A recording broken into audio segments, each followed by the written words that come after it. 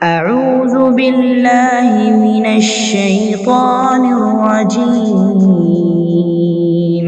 بسم الله الرحمن الرحيم السلام عليكم ورحمة الله وبركاته. إن الحمد لله نحمده ونستعينه ونستغفره ونعوذ بالله من شرور أنفسنا ومن سيئات أعمالنا. من يهده الله فلا مضل له ومن يضلل فلا هادي له، وأشهد أن لا إله إلا الله وحده لا شريك له، وأشهد أن محمدا عبده ورسوله. وبعد، فقال الله تبارك وتعالى: ورتل القرآن ترتيلا. وقال عليه الصلاة والسلام: ليس منا من لم يتغن بالقرآن. تمام قسم کی تعریفیں و بڑائی و بزرگی اللہ رب العالمین کے لیے ہے، جو مالک ارض و سما ہے، خالق کائنات ہے، مدبر حقیقی ہے، خالق حقیقی ہے، مالک حقیقی ہے۔ درود و سلام ہو محمد بن عبداللہ الہاشمی پر، جنہیں اللہ تعالیٰ نے سارے کائنات کے لیے رحمت بنا کر مبعوث کیا۔ میں بارگاہ عزتی میں دعا کرتا ہوں کہ اللہ سبحانہ و تعالیٰ جس طرح ہمیں اس مبارک مجلس میں جمع کیا ہے، اسی طرح ہمیں جنات الفردوس میں جمع کریں۔ اور میں اللہ سے دعا کرتا ہوں کہ اللہ سبحانہ و تعالیٰ ہماری تلاوت کلام پاک قبول فرمائیں، ہماری محنتیں قبول فرمائیں، ہماری عبادتیں قبول فرمائیں، اور اللہ سبحانہ و تعالیٰ ان کے بدلے ہماری گردنوں کو جہنم سے رہا کریں، آمین یا رب العالمین۔ تاریخ قرآن موضوع ہے، شخصیات، واقعات، علم و حکمت کی بہت ساری باتیں ہم سنتے ہوئے چلے آ رہے ہیں۔ انہی چیزوں کو لے کر ہم نے گزشتہ کی مجلس میں تلاوت کلام پاک کے 12 آداب کے موضوع پر گفتگو کا آغاز کیا۔ ہم نے شروع کے 7 آداب دیکھے جن کی انتہائی اشد ضرورت ہوتی ہے اگر کوئی بندہ تلاوت میں غور و خوض کرنا چاہتا ہو، اپنی تلاوت سے فائدہ اٹھانا چاہتا ہو، اپنی قرأت سے اثر لینا چاہتا ہو، تو اسے ان آداب کو ملحوظ رکھنا ہے۔ تو ہم نے کل ملا کے 7 دیکھ لیے ہیں اور باقی 5 ہیں، اور اس کے بعد آج کی مجلس میں ہم جہاں حکمت کی باتیں، علم کی باتیں ہوں گی، ساتھ ساتھ ایک شخصیت کی بھی زندگی ہم آپ کے سامنے لانے کی کوشش کریں گے۔ تو پہلے چند آداب، بقیہ اس کے بعد پھر شخصیت پر گفتگو انشاءاللہ۔ چلیے ادب نمبر 8 دیکھتے ہیں۔ ہم نے 7 دیکھ لیا، ادب نمبر 8۔ ادب نمبر 8 کیا ہے کہ اس میں تجوید کو ملحوظ رکھا جائے۔ قرآن کی تلاوت، ہم نے طہارت کی بات کی، قبلے کی طرف موڑ کے بیٹھنے کی بات کی، اس کے بعد خشوع و خضوع کی بات کی۔ تو بات اب ہماری آتی ہے قرآن کو لے کر کہ قرآن جب آدمی پڑھے تجوید سے پڑھنے کی کوشش کرے۔ علی رضی اللہ عنہ سے پوچھا گیا کہ اللہ نے قرآن میں ارشاد فرمایا وَرَتِّلِ الْقُرْآنَ تَرْتِيلًا، تو اس ترتیل کا کیا معنی ہے؟ تو علی رضی اللہ عنہ نے کہا الترتیل معرفت الوقوف وتجوید الحروف، کہا ترتیل کچھ اور نہیں جس کا ذکر قرآن میں آیا ہے، بلکہ وہ تو صرف یہ ہے کہ آپ یہ جانیں کہ کہاں رکیں۔ جب آیت پڑھتے جا رہے ہیں آپ کو جہاں رکنا ہے وہاں رکنا ہے۔ اگر آپ ٹھیک سے نہیں رکیں گے معنوں میں تبدیلیاں پیدا ہو سکتی ہیں، معنی بدل سکتے ہیں۔ تو کہا معرفت الوقوف، آپ جہاں رکنا چاہتے ہیں اس جگہ کو ٹھیک سے جان کر رکیے۔ اس کے بعد کہا تجوید الحروف، اور عربی الفاظ، عربی ورڈز، عربی حروف کا صحیح تلفظ کی ادائیگی، کیونکہ عربی زبان میں سین، شین، صاد، واد یہ سب الگ ہیں۔ عربی میں ایک ہے تا، ایک ہے طا، ایک ہے سین، ایک ہے ثا، ہے کہ نہیں؟ تو عربی میں 28 حروف ہیں اور ہر حرف اپنی ایک نیچر اپنے اندر رکھتا ہے، اور اسے ٹھیک سے سیکھنا پڑے گا تب جا کے ٹھیک سے قرآن پڑھ پائیں گے۔ تو علی بن ابی طالب نے اسی زبان میں کہہ دیا تجوید الحروف، یہ حروف ہیں، اسے ٹھیک سے ادا کرنے سیکھیں، اسی کو ترتیل کہتے ہیں۔ تجوید میں دو چیزیں ہیں، اسے ہمیں یاد رکھنی چاہیے. پہلا، وہ جو حروف ہیں ان حروف کو ٹھیک سے پڑھیں. نمبر دو، جب قرآن پڑھتے ہیں تو اس کے ایک رولز ہوتے ہیں، سیٹ آف رولز ہوتے ہیں، قاعدے قوانین ہوتے ہیں. ان قاعدے قوانین کو ملحوظ رکھ کے قرآن کی تلاوت کریں. جیسے آپ دیکھتے ہیں تجوید کا ایک قاعدہ ہے مد کرنا، تجوید کا ایک قاعدہ ہے قطب جد کرنا، تجوید کا ایک قاعدہ ہے غنہ کرنا، تجوید کا ایک قاعدہ ہے ادغام کرنا. ایسے چند قواعد ہیں، 10 سے زیادہ نہیں ہوں گے. ان قواعد کو آدمی پہلے پڑھے اچھی طریقے سے، اس کے بعد جب وہ قرآن پڑھنا شروع کرتا ہے ان قوانین کو تطبیق دیں، ان قوانین کو امپلیمنٹ کریں. یہی تجوید ہے. تو تجوید میں دو چیزیں، ایک حروف کی صحیح تلفظ اور نمبر دو قواعد اور قوانین جسے لے کر قرآن کی تلاوت ہوتی ہے. تو ابن مسعود رضی اللہ عنہ سے ایک روایت مروی ہے کہ ایک صاحب ان کے پاس آئے، آ کر کہنے لگے اے ابن مسعود، میں آپ کے سامنے قرآن پڑھنا چاہتا ہوں، آپ میرے قرآن کو درست کر دیجئے.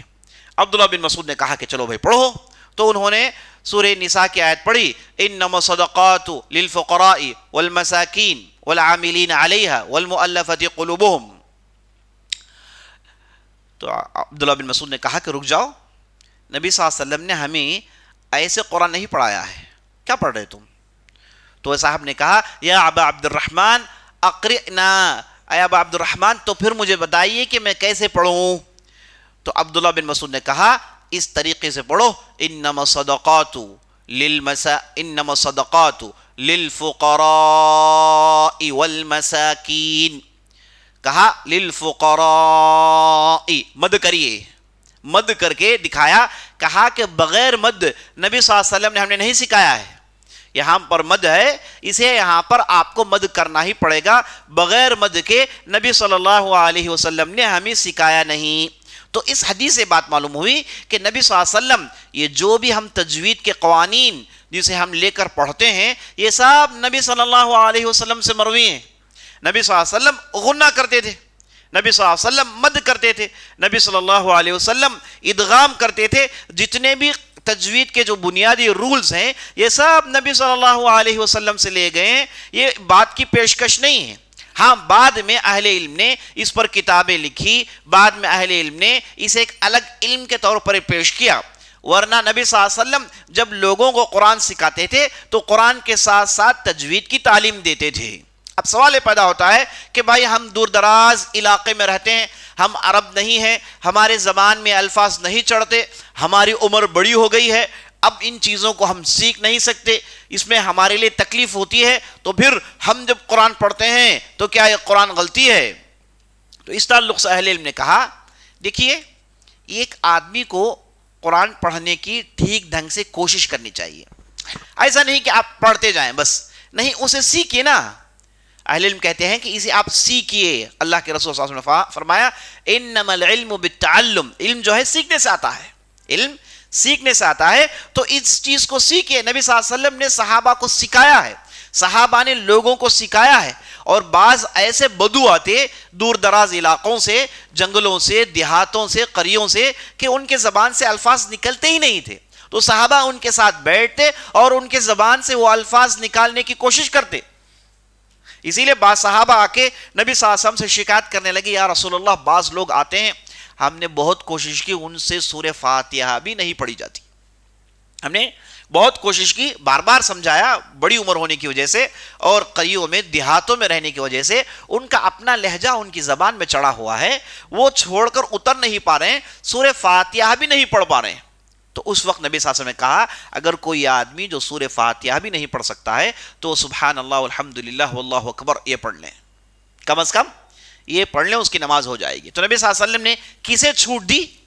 جو بڑا بزرگ آدمی ہے، زبان میں الفاظ نہیں چڑھتے، اس کے لیے چھوٹ ملی ہے. تو معلوم ہوا نبی صلی اللہ علیہ وسلم چاہتے ہیں کہ لوگ سیکھیں، اسے لوگ سیکھیں، اس پر محنت کریں. اور قرآن کو اچھے انداز میں پڑھنا یہ سنت سے ثابت ہے، بلکہ نبی صلی اللہ علیہ وسلم نے اس پر ابھارا ہے. دیکھیے ایک حدیث میں آپ صلی اللہ علیہ وسلم کہتے ہیں کہ ایک مرتبہ ابو موسیٰ الاشعری کے گھر سے آپ صلی اللہ علیہ وسلم کا گزر ہوا.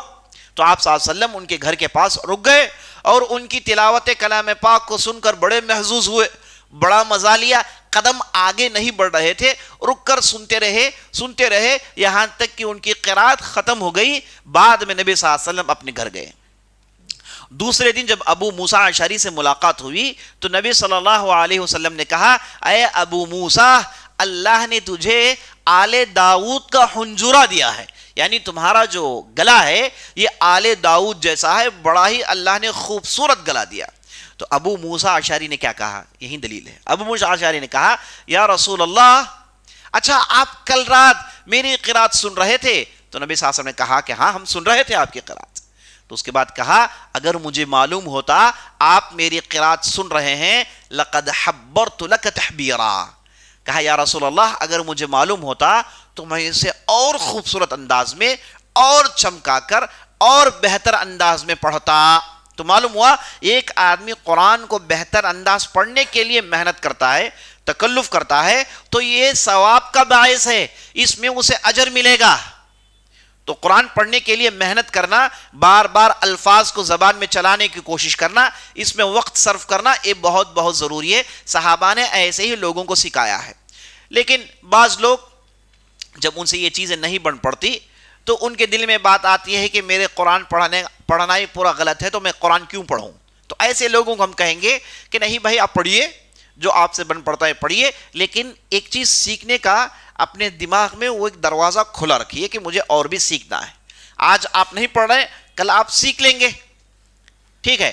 اب یہاں تک اہل علم نے کہہ دیا, اگر کسی کے پاس ٹھیک سے تجوید نہیں ہے, وہ قاعدے قوانین نہیں جانتا, الفاظ کی تلفظ نہیں جانتا, تو اس کے پیچھے نمازی نہیں ہوتی, اس کے پیچھے نمازی نہیں ہوتی. بعض اہل علم نے یہاں تک لکھا ہے وَلَا الضَّالِّينَ, یہ وَات کا صحیح تلفظ نہیں کرتا, معنی بدل جائیں گے, اس امام کے پیچھے نماز نہیں ہوتی, یہاں تک اہل علم نے لکھا ہے. لیکن یہ باتیں عرب زمین میں چل سکتی ہیں, ہے نا, عربستان میں عربوں کے درمیان ٹھیک ہے, لیکن ہندو پاک میں ایسے علاقوں میں یہ قاعدے قوانین ان فتاووں پر عمل کریں گے تو بہت مشکل ہو جائے گی. تو یہاں کے علماء نے کہا کہ ایک آدمی کو کوشش کرنی چاہیے اسے اچھے طریقے سے پڑھنے کی. اب اس سے جتنا ہو سکے وہ پڑھیں. ہاں, اگر کوئی امام بننا چاہتا ہے وہ بھی اپنے حد المقدور کوشش کریں. اگر اسے تھوڑی موٹی غلطی ہو جاتی ہے غیر عربی ہونے کی بنا پر تو معاملہ چل جائے گا, لیکن یہ کیا ہے, اس کا درجہ سیکنڈری ہے, پرائمری نہیں ہے. اور قرآن سیکھنا بہت آسان ہے. اللہ نے قرآن میں ارشاد فرمایا وَلَقَدْ يَسَّرْنَا الْقُرْآنَ لِلذِّكْرِ فَهَلْ مِن مُدَّكِرٍ, بلا شبہ ہم نے اس قرآن کو آسان کر دیا, تم میں سے ہے کوئی آدمی اس نصیحت کو قبول کرنے کے لیے. تو قرآن پڑھنا, تجوید سیکھنا بہت آسان ہے. 40 دن میں آپ تجوید سیکھ سکتے ہیں, 40 دن میں تجوید سیکھ سکتے ہیں. بہت سارے لوگوں کو یہ کتاب لے کر بیٹھنے میں شرم آتی ہے, کتاب لے کر بیٹھنے میں, بھائی میری عمر 45 کی ہو گئی, میں 40 کا ہو گیا, ہے نا, اس عمر میں یہ چھوٹی سی کتاب لے کر کسی استاد کے پاس بیٹھوں سیکھوں, یہ کیسے. ان کے اوپر یہ چیز گراں گزرتی ہے. ان لوگوں کو معلوم ہونا چاہیے جب ابوبکر صدیق رضی اللہ عنہ اسلام قبول کر لیتے تو ان کی عمر کتنی تھی, 40 سال کی تھی. کتنے ایسے صحابہ تھے جن کی عمر 60 سال کی تھی, ہے نا.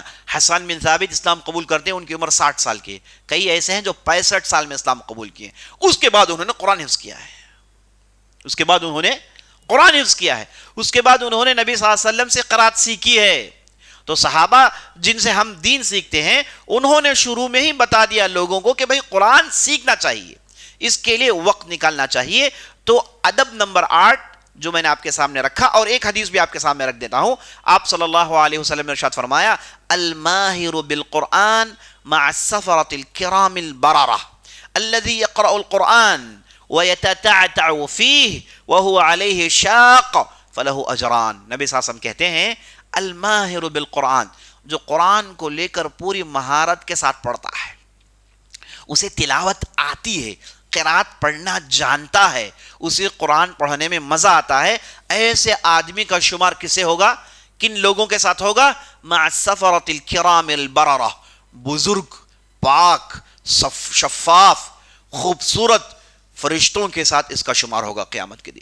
ان لوگوں کے ساتھ یہ کھڑا ہوگا کیونکہ اس کے پاس قرآن کو بڑی مہارت سے پڑھنے کا وہ ملک آتا ہے اس کے اندر۔ اس کے بعد نبی صلی اللہ علیہ وسلم نے کہا، نبی صلی اللہ علیہ وسلم کمزوروں کو کبھی بھولتے نہیں، تو آپ صلی اللہ علیہ وسلم نے کہا جو آدمی قرآن پڑھتا ہے اور وہ اس کے اندر ہے نا، اس کے اندر پڑھ نہیں پا رہا ہے، اس کے اندر اس کی رکاوٹیں پیدا ہو رہی ہیں، وہ بار بار اٹک رہا ہے، اگر ایسا ہو اور وہ پڑھ رہا ہے تو اسے 2 اجر ملے گا۔ نبی صلی اللہ علیہ وسلم نے کہا 2 اجر ملے گا، کوشش میں لگا ہوا ہے اسے 2 اجر ملے گا۔ آپ صلی اللہ علیہ وسلم نے قرآن کو ٹھیک انداز سے پڑھنے کے لیے ابھارا۔ تو یہ ہو گیا ادب نمبر 8۔ چلیے ادب نمبر 9 کی طرف جاتے ہیں۔ ادب نمبر 9 کیا ہے؟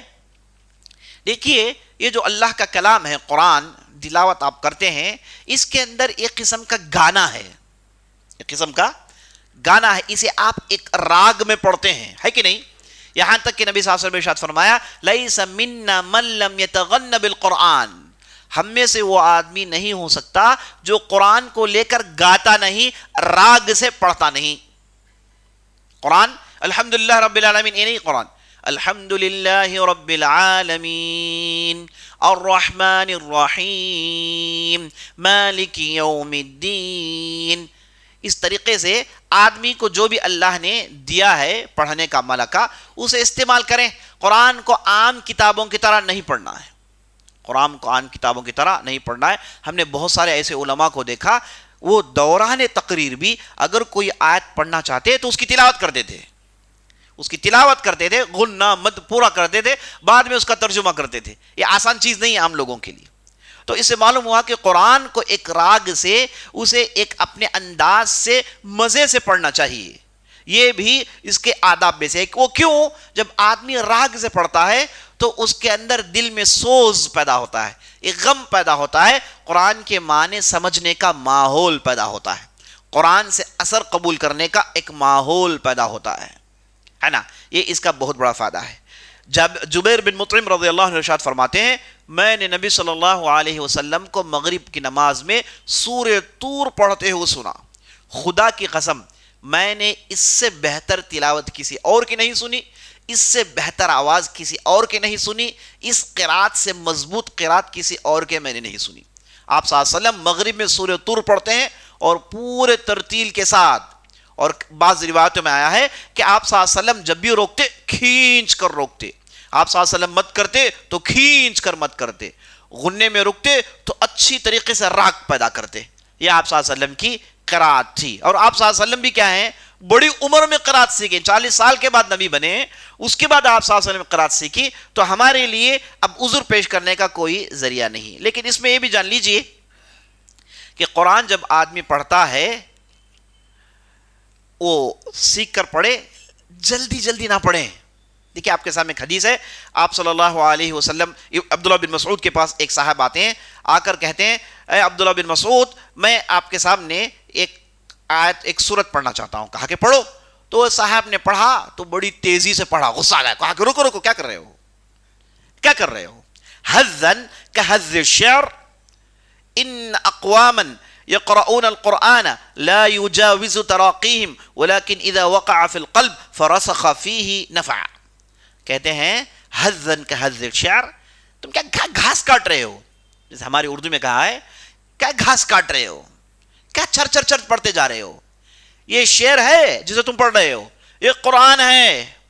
یاد رکھو ایسے بھی لوگ ہیں جو قرآن پڑھتے ہیں، جو ان کا قرآن حلق تک رہ جاتا ہے، دل میں نہیں اترتا، ان کا قرآن حلق تک رہ جاتا ہے، دل میں نہیں اترتا۔ جب آدمی اسے ٹھیک سے پڑھتا ہے تو اس کا اثر دل میں اترتا ہے، اور جب دل میں اثر اترے تو اس کا فائدہ ہوتا ہے۔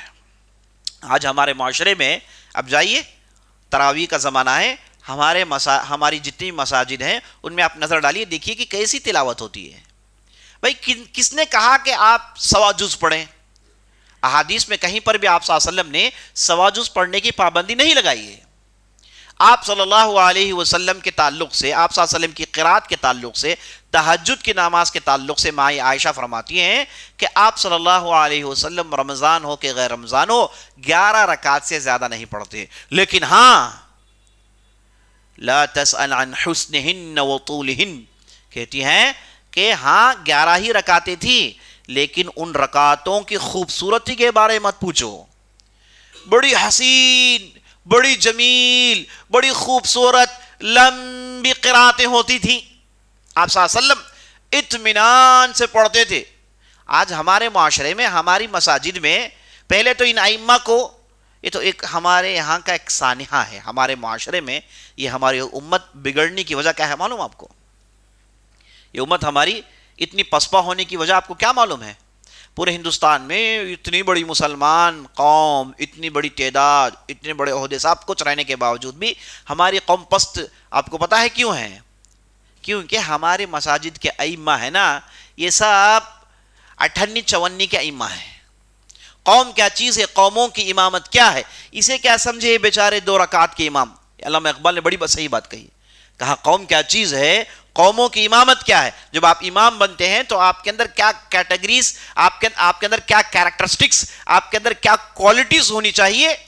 یہ بہت بڑی بات ہے کہ آپ قوم کی امامت کر رہے ہیں. آپ کے پیچھے پوری قوم نماز پڑھ رہی ہے، لیکن ہم نے ہمارے اماموں کو کیا کیا ہے؟ ہم نے ہمارے سستے اماموں کو پکڑا ہے نا. کون سے امام زیادہ چلتے ہیں؟ جو بالکل غلامانہ ہو. بعض لوگوں کو میں نے کہتا ہوا سنا ہے کہ بھائی ہم نہ تقوی والا امام نہ کو لقوے والا امام ہونا.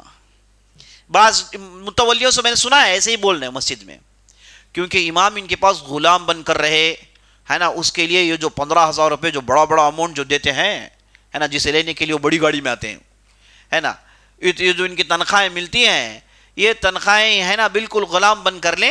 اگر آپ کا امام یہ ہے، آپ کا امام یہ ہے، تو آپ کی قوم کی کیا تربیت ہوگی؟ آپ کے بچوں کی کیا تربیت ہوگی؟ امام وہ ہے جو قابل ہو، امام وہ ہے جو اپنی بات سنائے، امام وہ ہے جس کے پاس علم ہو. ہم نے ہمارے اماموں کو پھٹوؤں کو بٹھایا نا، پھٹوؤں کو بٹھایا. اور نمبر 2، ہم نے تو ہمارے مساجد کو قبرستان بنا رکھا ہے. ہمارے یہاں جمعے میں خطبہ کہاں ہوتا ہے؟ امام صاحب خطبے میں عربی میں بولتے ہیں. اب جب عربی میں بولتے ہیں تو ہمارے لوگ اردو ہی ٹھیک سے سمجھ نہیں پا رہے ہیں، عربی میں کیا سمجھ پائیں گے خاک. اب جب عربی میں ہوئے تو لوگوں کو سونے کا ٹائم ہے. بعض لوگوں کو ایسی نیند آتی ہے کہ ماشاءاللہ اگر انہیں ایک اے سی کے کمرے میں لٹا کر نرم بستر میں ایسا موقع دیا جائے تو ایسی نیند بھی وہاں نہیں آئے گی جو انہیں اس وقت آتی ہے. بڑے مزے سے پانی ہو جاتے ہیں. بعد میں لوگ بتا دیں گے بھائی چلیے نماز ہے، تو بیدار ہو کے نماز کے لیے کھڑے ہوتے ہیں. تو یہ ہماری مساجد کی حالت ہے، یہ ہماری خطبوں کی حالت ہے. اب اس کے بعد خطبہ ایک تو ممبر میں عربی میں کچھ تو سمجھ میں آیا نہیں. اچھا اب لوگوں کو سمجھانے کے لیے بعض لوگوں نے کہا کہ بھئی خطبے سے پہلے ایک بیان رکھ دیتے ہیں. ایک بدعت انہوں نے شروع کی. اب وہ بیان میں ہوتا کیا ہے؟ کوئی آتا نہیں. بیان ہو رہا ہے، پہلے 4 لوگ بیٹھے ہیں، اور جیسے نماز کے قریب تو ایک امت ایسے مسجد میں داخل ہوتی ہے گویا کہ وہاں کچھ ہو گیا ہے. بڑی بھیڑ داخل ہو گئی، ڈر گئے لوگ، کیا بھئی ہو گیا؟ معلوم ہوا کہ بھئی نماز کے لیے آئے ہیں ہے نا. اب جیسے ہی نماز ختم ہو گئی، وہ صرف آئندہ جمعے کی جو ہے وعدہ کر کے نکل جاتے ہیں کہ پھر آئندہ جمعہ ملاقات ہوگی. یہ اگر ہماری حالت ہو تو یہی ہوگا جو آپ کے ساتھ جو موڑی ہمیشہ چاہے ویسے کھیل کھیلیں گے، کیونکہ ہماری امت ہماری امت مردہ ہو گئی ہے. یہ مردہ ہونے کے پیچھے بہت بڑا سبب ان مساجد کے ائمہ اور یہ مساجد کا قبرستان ہونا ہے. میں ان مساجد کو قبرستان کہتا ہوں ہمیشہ، کیونکہ یہاں پر ہوتا کیا ہے؟ نماز پڑھتے ہیں، مسجد بند. اس کے بعد جب 27 کی رات آتی ہے تو جھانگری تقسیم کرتے ہیں ہے نا. اس کے اوپر جو ہے ادھر آپ کو سیریل سیٹ لگا لیے، یہاں پر شیرینی کی تقسیم ہوتی ہے. اب اس کے علاوہ زیادہ ایکٹیویٹیز نہیں. بعض مسجدوں میں انہیں تفسیر سے لگاؤ ہے، نہ انہیں قرآن فہمی سے لگاؤ ہے، نہ مسجد چلانے والوں کو اس تعلق سے کوئی سوچ ہے. انہیں تو سوچ ہوتی ہے کہ رمضان میں کیسے گنجی کا انتظام کریں ہے نا. اسے لکھ کے لگا دیتے ہیں اور گویا کہ یہ کوئی بہت بڑا کام کر رہے ہیں. بھائی کھانا پینا مسجد سے کوئی تعلق نہیں ہے، مسجد میں کوئی کھاتا پیتا نہیں ہے. جائیے اپنے اپنے گھروں میں کھائیے، نماز پڑھنے کے لیے مسجد میں آئیے. اب یہاں پر شوربے گنجی کیا کیا اس کا انتظام ہوتا ہے. اب امت کو معلوم، اب لوگوں کو یہ تربیت ہو گئی بچپن سے کہ مسجد میں صرف کھانے کے لیے جانا ہے. ہماری جو نسل جو تیار ہو کے اب جو باہر آؤٹ پٹ جو آیا ہے کئی دنوں کے بعد، وہ آؤٹ پٹ یہ سمجھا ہوا ہے کہ مسجد سے ہمارا تعلق کھانے سے جڑا ہوا ہے. مسجد میں سحری کا انتظام ہو تو سب کچھ چھوڑ چھاڑ کے بھاگ جائیے. مسجد میں افطاری کا انتظام ہو تو اس میں حاضر ہو جائیے. مسجد میں 27ویں رات میں جھنگری تقسیم ہوگی، اسے لے لیجئے. مسجد میں تفسیر ہوتی ہے. بھائی کس نے تفسیر سنا مسجد میں؟ کس نے فقہ کا علم سنا, کس نے حدیث سنا, امام صاحب کیا سناتے ہیں, کیا سنائیں گے. امام صاحب تو صرف 35 لے کے پاس ہو کے آئے ہیں, بس ہیں جسٹ پاس ہو کے آئے ہیں, انہیں آپ نے امام بنایا ہوا ہے, کیونکہ 15,000 روپے میں آپ کو یہی اویلیبل ہے, جو میٹیریل 15,000 میں اویلیبل ہے یہی ہے. اور بعض مساجد میں تو ماشاءاللہ 6,000 روپے تنخواہ, ائمہ کے 6,000 روپے تنخواہ, 10,000 روپے تنخواہ. اور آپ کی کیا تنخواہ بھائی؟ میرا تو ٹیک اوے 1.5 ہے نا, آپ کا ٹیک اوے 1.5, آپ کا 2.5 ہے, لیکن مسجد کے لیے کیا ہے؟ آپ نے 6,000 روپے دیا ہے, آپ نے 10,000 روپے دیا ہے, آپ نے امام کو غلام بنایا. یہ تو امام, میں تو امام نہیں کہتا, یہ تو غلام ہیں جو آپ کو نماز پڑھاتے ہیں. عائشہ رضی اللہ عنہ کا غلام تھا جن کا نام تھا ذکوان, وہ ان کی امامت کرتے تھے, کیونکہ عورت تھی وہ امامت نہیں کرتی تھی. تو بالکل اسی ہمارے ہاں مساجد میں ائمہ نہیں ہے, امام کہتے ہیں لیڈر کو, جو لوگوں کو لیڈ کرتا ہے. لیکن افسوس ہمارے معاشرے میں ایسے ائمہ, ایسی مساجد ہیں, وہاں پر تراویح کا تو کیا کہنا, ماشاءاللہ تبارک اللہ, تراویح تو گھاس ہے جو کاٹی جا رہی ہے. میں کہتا ہوں کہ بھائی آپ لوگوں کو کس نے کہا کہ آپ ایک جز پڑھیں؟ آپ ہے نا 2 صفحے پڑھیے کافی آپ کے لیے. یہ رکعت میں آپ 3 لائن پڑھیے, سکون سے پڑھیے, کافی ہے. اور ایسا ائمہ کو میں نے سعودی میں دیکھا ہے, جدہ میں ایک امام تھے, وہ آتے تھے بڑے سکون سے 8 رکعت میں 2 صفحے پڑھتے تھے, بس لوگوں کو بڑا مزہ آتا تھا. یہاں آپ دیکھ, اب تو شروع ہوگا شبینہ, 3 دن میں 3 رات میں قرآن ختم ہے. سو قرآن برابر نہیں ہے, اس میں 3 رات میں روزہ شروع کر لی, 3 رات میں قرآن ختم کرتے ہے نا, 10 جز 3 گھنٹے میں. نعوذ باللہ بکلمات اللہ تام. بھائی ایسے لوگوں کو ہے نا مسجدوں سے بھگا دینا چاہیے, ایسے ائمہ کو ہے نا مسجد میں جگہ دینا حرام. نعوذ باللہ.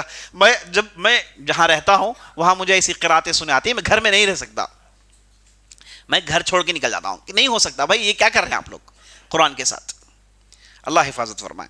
تو بات ہماری چل رہی تھی کہ قرات کو جلدی نہ پڑھیں, سکون سے پڑھیں, اطمینان سے پڑھیں. تو عبداللہ بن مسعود نے کیا کہا, حزن کا حز شعر. یہ کیا تم نے شعر سمجھ رکھا ہے؟ کاٹے جا رہے ہو, گھاسوں کی طرح کاٹے جا رہے ہو, کیا پڑھ رہے ہو؟ ٹھیک سے پڑھو. جب ٹھیک سے پڑھو گے تو دل میں اس کا اثر اترے گا, اس کے بعد اسے عمل کا نمونہ ملے گا. تو اسی طریقے سے بعض ہمارے معاشرے میں بعض لوگ ایسے بھی ہم لوگوں کو دیکھیں ہیں, وہ قرآن پڑھتے ہیں, جب ہم قرآن سنتے ہیں اس پر ایک قرآن پڑھ رہے ہیں, کوئی کچھ تھا اس پر ایک قرآن پڑھ رہے ہیں, ہے نا, پرانا کچھ چل رہا تھا اس پر ایک قرآن پڑھ رہے ہیں. یاد رکھ لیجیے حرام ہے, یہ کرنا حرام ہے, یہ تکلف, زائد تکلف ہے جسے اسلام مانتا نہیں ہے. اور بعض اہل علم میں بھی رکھا ہے کہ بعض لوگ یہ آواز کے پیچھے اتنے دیوانے ہو جاتے ہیں کہ قرآن کے معنی پر غور کرنا چھوڑ دیتے ہیں. آواز اچھی ہو, ساتھ ساتھ آیتوں پر غور ہو, یہ بہت ضروری ہے. بعض لوگ آواز کے پیچھے راگوں میں, بھائی مد 6 حرکت ہے, بس مد ہے نا 6 حرکت ہے, غنہ 2 سے 4 حرکت ہیں, 25 حرکتیں اگر کوئی امام کرے تو یہ قرات ٹھیک نہیں ہے. ایسے بھی نمونے دیکھنے کو ملتے ہیں, لیکن ہمارے ہاں ایسا کم ہے. چلیے ادب نمبر 10, قرات جب بھی آدمی پڑھے, نماز اکیلا پڑھ رہا ہو, اکیلا بیٹھ کے قرآن پڑھ رہا ہو, تو آواز اونچی پڑھیں, دل میں منمنائے نہیں. مصحف لے کے بعض لوگ صرف ان کے ہونٹ ہلتے ہیں, کوئی آواز نہیں آتی, یہ چلے گا نہیں. جب آپ قرآن پڑھتے ہیں تو کچھ نہ کچھ آواز تو آنا چاہیے, آواز ضروری ہے. آپ صلی اللہ علیہ وسلم سے مروی ہے کہ اللہ سبحانہ و تعالیٰ کو جب کوئی نبی اللہ کے کلام کی تلاوت کرتا ہے تو اللہ کو وہ سننے میں بڑا مزہ آتا ہے, خاص طور پر وہ اپنی آواز کو اونچی کر کے پڑھتا ہے, اپنی آواز کو اونچی کر کے پڑھتا ہے. آپ صلی اللہ علیہ وسلم نے ایک مرتبہ کہا, اس زمانے میں یمن سے بعض ڈیلیگیشنز آئے تھے, لوگ ملاقات کرنے کے لیے آئے تھے. تو آپ صلی اللہ علیہ وسلم ایک مرتبہ آ کے کہے کہ مجھے جب میں رات میں راستوں میں چلتا ہوں تو مجھے اشعریین جو یمن سے آئے ہیں ان کے گھروں کا پتہ چل جاتا ہے. اشعریین جو یمن سے آئے ہیں ان کے گھروں کا پتہ چل جاتا ہے کہ وہ کن گھروں میں رکے ہوئے ہیں. وہ اس لیے کہ یہ جہاں رہتے ہیں راتوں میں یہ قرآن کی تلاوت کرتے ہیں. تو آپ صلی اللہ علیہ وسلم ان کے علاقوں میں جانتے بوجھتے گزر کے چلتے تھے تاکہ ان گھروں سے قرآن سن پائے. تو ان کے گھروں سے قرآن کی بڑی اچھی آواز آتی تھی, آپ صلی اللہ علیہ وسلم انہیں سننا پسند کرتے تھے. تو اسے معلوم ہوا کہ گھروں میں بھی آدمی تلاوت کرے, آواز کو اونچی کرنے میں کوئی حرج نہیں, لیکن اتنی زیادہ آواز نہ ہو کہ دوسروں کو ڈسٹرب ہو. آپ مسجد میں تلاوت کر رہے ہیں, آس پاس کے ماحول کے مناسبت سے آپ تلاوت کریے. اگر آپ چاروں طرف لوگ تلاوت کر رہے ہیں, آپ نے اپنی آواز اونچی کی ہوئی ہے, اچھی بات ہے, لیکن کوئی مسجد میں نماز پڑھ رہا ہے, کوئی دوسرے کام میں مصروف ہے, تو آپ سیدھے آئے آواز سے پڑھ رہے ہیں, تو یہ ادب کے خلاف ہے, یہ ادب کے خلاف ہے. ایک مرتبہ آپ صلی اللہ علیہ وسلم ابوبکر عمر دونوں سے ملاقات کرتے ہیں, کہتے ہیں کہ اے ابوبکر, کل رات میں تمہارے گھر سے گزر رہا تھا, تم نماز پڑھ رہے تھے لیکن تمہاری آواز بہت ہی کم تھی, وہ کیوں؟ تو ابوبکر صدیق رضی اللہ عنہ نے کہا, یا رسول اللہ, میں اسے سنا رہا تھا جو میری آواز سنتا ہے, میں اسے سنا رہا تھا, میری قرات جو میری آواز سنتا ہے, مراد اللہ کو سنا رہا تھا. تو آپ صلی اللہ علیہ وسلم نے عمر رضی اللہ عنہ سے پوچھا کہ اے عمر, تمہاری آواز تو بہت زیادہ تھی, اتنی آواز زیادہ کرنے کی کیا ضرورت؟ تو عمر بن خطاب نے کہا, یا رسول اللہ, میں تو میرے گھر والوں کو اٹھانا چاہتا ہوں اور میری قرات سے شیطان کو بھگانا چاہتا ہوں. تو نبی صلی اللہ علیہ وسلم نے ابوبکر صدیق رضی اللہ عنہ سے کہا کہ اے ابوبکر, آپ اپنی آواز کو تھوڑی اونچی کرنا, اے عمر تم اپنی آواز کو تھوڑی نیچی کرنا. تو آدمی متوسط آواز میں ہے نا, زیادہ اونچی بلند آواز نہیں, نہ کہ بالکل منمنانا, دونوں کے درمیان ایک آواز سے تلاوت کرنا, یہ بھی تلاوت کے ادب میں داخل ہے. اور ادب نمبر 11, ادب نمبر 11, اسے اس کا ذکر میں نے پہلے کر دیا ہے کہ آدمی ٹھیک جگہ رکیں. دیکھیے جو قرآن مصحف ہے اس میں آیت کے اینڈنگز بنائے ہوئے ہیں, ان اینڈنگز میں رکیں. اس کے علاوہ کئی لا ڈالا ہوا ہے, کہیں میم ڈالا ہوا ہے, ان جگہوں میں رکیں. کبھی صاد لام یا لکھا ہوگا ہے نا, کبھی قاف لام یا لکھا ہوگا. کئی اہل علم نے پورے قرآن میں لوگوں کو صحیح جگہ رکانے کی بہت کوشش کی ہے, کیونکہ آدمی اگر صحیح جگہ نہیں رکے گا معنی پورے پامال ہو جائیں گے. معنی مثال کے طور پر دیکھیے, وَإِذَا قِيلَ لَهُمْ آمِنُوا كَمَا آمَنَ النَّاسُ قَالُوا إِنَّمَا نَحْنُ مُصْلِحُونَ. اگر کوئی یہاں رکے, اس کے بعد دوسری رکعت میں یہاں سے شروع کرے, أَلَا إِنَّهُمْ هُمُ الْمُفْسِدُونَ, معنی پورا بدل جائے گا, معنی اوپر سے نیچے بدل جائے گا. تو یہ وقف ہے, یہ قدیم زمانے سے, بلکہ اہل علم کہتے ہیں قرآن کے علوم میں سب سے پہلا علم جو زیادہ لوگوں تک پہنچایا گیا وہ وقف کا علم ہے, کہ بھائی کہاں روکیں. یہ پرانے زمانے سے اہل علم اس کے پیچھے لگے ہوئے ہیں, لیکن اس کے باوجود بہت ساری ایسی جگہیں ہیں جہاں پر رکنا ٹھیک نہیں. اس لیے جو بھی قرآن پڑھتے ہیں یہ رکنے کے تعلق سے احتیاط کریں, اور اگر آپ کو نہیں معلوم کہ کہاں رکنا ہے تو جو جانتے ہیں ان سے پوچھ کر سیکھ لیں کہ کیا میں یہاں رک سکتا ہوں. اگر آپ کوئی آیت پڑھ رہے ہیں تو آپ کی آواز بیچ میں ٹوٹ گئی, تو آپ سامنے سے 4-5 لفظوں کو ملا کر پڑھنا شروع کریے. جہاں آپ کی آواز ٹوٹ گئی اس کے بعد مت پڑھیے, جہاں آپ کی آواز ٹوٹ گئی اس کے اوپر سے 2-3 لفظوں کو لے کر پڑھیے. یہ جو اوپر سے جو 2-3 لفظوں کو لے کر پڑھنا ہے اس میں بھی بہت ساری احتیاط کرنے کی ضرورت پڑتی ہے, بہت ساری اس میں علمی باتیں آ جائیں گی. اس لیے میں مختصر آپ کو یہ کہتا ہوں کہ قرآن کے اندر جو سمبلز ہیں ان سمبلز کو فالو کریں. جہاں کہیں میں آپ دیکھتے رک جائیے, کوئی مسئلہ نہیں ہے نا. بعض سمبلز میں نہیں رکنا ہے, بعض سمبلز میں نہیں رکنا, جیسے اگر لا ہے تو مت رکیے, اگر رکیں گے تو معنی بدل جائیں گے. لا اس میں خیال رکھیے, اس میں نہیں رکنا ہے, آپ کو جاتے رہنا ہے کہ نہیں. تو ایسے جو بھی اس میں سمبلز ہیں اسے آپ مان کر چلیے, اور ساتھ ساتھ یہ بھی جان لیجئے اس کے پیچھے اہل علم قدیم زمانے سے محنت کر رہے ہیں, اور یہ ایک مستقل علم ہے کہ کہاں رکے کہاں سے اٹھا کر پڑھیں. یہ ایک مستقل علم ہے, اسے اگر آپ اچھی طریقے سے جاننا چاہتے ہیں تو پھر عربی زبان اور دوسرے علوم کی ضرورت پڑے گی. آخری ادب, تو اب تک 11 ہو گئے, تو آخری ادب ہے تلاوت کلام پاک. جیسے ہی آپ قرآن ختم کرتے ہیں, آپ نے پورا قرآن ختم کر لیا, تو ایک دعا ہے. انس بن مالک رضی اللہ عنہ سے مروی ہے کہ جب بھی قرآن ختم کرتے تھے, دیکھیں صحابہ کے پاس قرآن کو ختم کرنا یہ ان کی زندگی کا حصہ تھا. کوئی 7 دن میں ختم کرتا ہے, کوئی 3 دن میں ختم کرتا ہے, کوئی 1 مہینے میں ختم کرتا ہے, کوئی 2 مہینے میں ختم کرتا ہے, کوئی 6 مہینے لیتا ہے, کوئی حرج نہیں. لیکن روزانہ ان کا یہ روٹین ہوتا تھا, جیسے وہ کھاتے پیتے تھے ویسے قرآن کا ایک حصہ پڑھتے تھے, ویسے وہ قرآن کا حصہ پڑھتے. تو ہمارا تو معاملہ ہے کہ صرف رمضان میں, وہ بھی اللہ حفاظت فرمائے, ہم کو قرآن سے تعلق رکھنا ہی چاہیے. اور یہ بھی جان لیجئے اگر کوئی آدمی قرآن کو کئی دن تک نہیں پڑھتا, یہ آدمی خود بخود گناہ میں پڑ جاتا ہے, خود بخود گناہ میں پڑ جاتا ہے. وہ گناہ کیا ہے؟ قرآن کو چھوڑنا پڑے بغیر, یہ بھی گناہ ہے. دیکھیے قرآن پڑھنا جہاں ثواب کا باعث ہے، ویسے قرآن کو پڑھے بغیر چھوڑنا کئی دنوں تک گناہ ہے، گناہ لاحق ہوگا. کیوں؟ کیونکہ آپ نے قرآن کو اہمیت نہیں دی. قرآن یہ جو اللہ کا کلام ہے یہ پڑھنے کے لیے آیا ہے، تو اسے آپ کو پڑھنا ہی پڑھنا ہے، اپنے زندگی کا ایک حصہ بنا لیجئے، ہے نا. میں ایک بڑے بزرگ سے میری ایک بار ملاقات ہوئی، بڑے بزرگ آدمی تھے، ہے نا، بڑے تاجر بھی آدمی تھے. ان کے پاس میں نے وہ بزرگی میں بھی ایک بہت ہی اچھا عمل دیکھا. مصروف آدمی ہیں، بڑے تاجر آدمی ہیں، اللہ نے ڈھیر سارا انہیں مال دے رکھا ہے.